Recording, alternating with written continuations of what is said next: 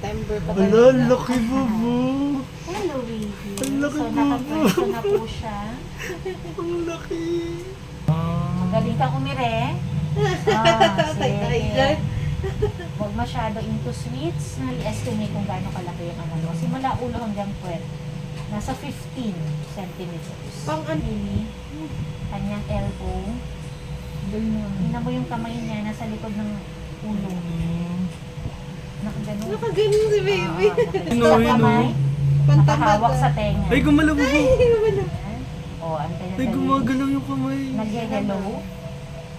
Ay, no, bubu. Bato-bato pick daw. Mas- Mukhabang maskulado. Mas maganda po yung dok, kinakausap namin tuwing gabi yung chan niya na Pero bawal ang himas sa tiyan, ha? hindi naman po, parang ano lang po, ganito lang, ganyan. Kasi baka mag-contract pagka hinihimas. Mm. Bawal ang himas, ha? Salo lang, hindi pwede.